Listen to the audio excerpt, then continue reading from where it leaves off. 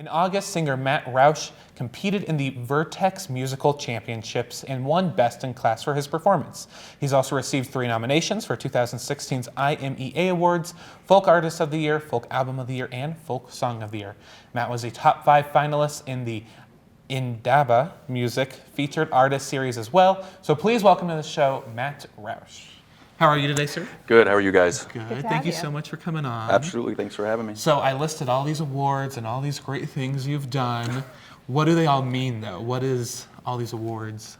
They're just to be able to keep playing music.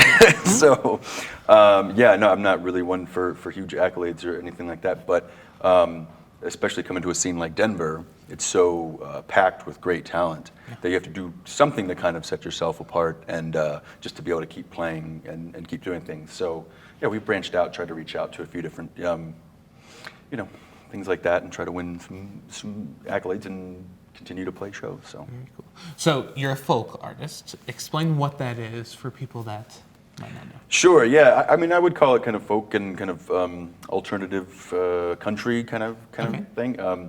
I think it's a mix of, me personally, it's a mix of all old country stars from the 60s and 70s, and then with all the great modern kind of indie stuff now. But and it's so broad now. Folk is across the board very different for a lot of bands. For me, it's just kind of simple songs, kind of honest lyrics. I was really drawn to folk music because it seemed like one of the purest forms of music. It's all about the full range of human emotions, and so that's what it means to me. But so, who are the influences on your music? You mentioned this alternative country, but are there some? Do you go more to the old school stuff, or? Yeah, it's kind of a mix. Like I'm a big Hank Williams fan, and Johnny Cash, and Loretta Lynn, and all those old timers are phenomenal. And then modern day, one of my bigger influences probably the Decemberists.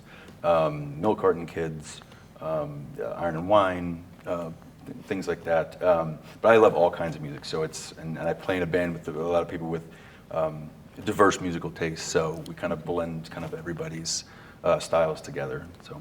Awesome. And how did you get involved in music in the first place? What led you down this path? I'm pretty sure it was my mom putting me in band in 4th grade, playing the clarinet, and then later on saxophone. I wanted to play guitar since I can remember, and she wouldn't let me until I got to high school, and you could join the jazz band, and they had guitar and jazz band. So I was like, Mom, so I can still be in the band, but now can I have a guitar? And then she did, and then it's been. But I credit my mom and dad. They always had music blasting in the house. Not like if it was stereos on in the basement, you can hear it upstairs, like in the bedroom. So they always had music going on. So from as early as I can remember, there was always music on and always playing music. So. Do they play too, or they just love?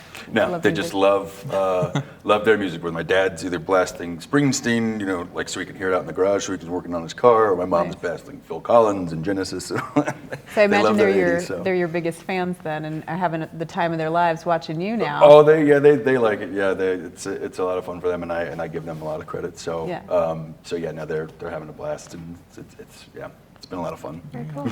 So tell us a little bit about the song you're going to perform for us today. Sure. The song I'm going to do is called Adelaide. Was kind of inspired by my first high school kiss. Was with a girl named Adelaide.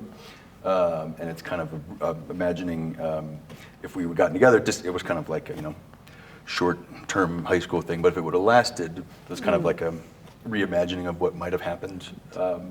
So that song is very close to me, and it was actually just recently featured in the Denver Post for In the Know for their Steal This Track.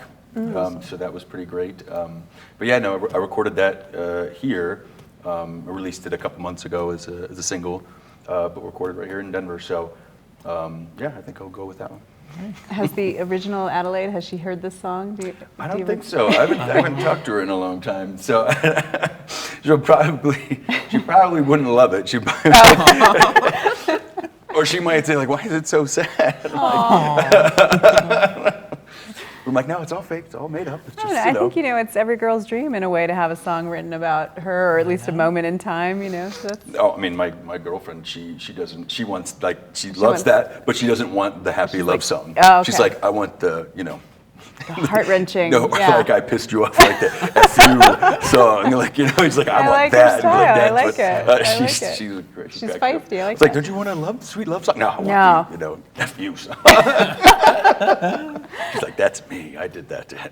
It's like, okay, well, I hope that doesn't happen. I don't want to be writing that kind of song about you. But. Do you find that a lot of like real life is what informs the songs that you write?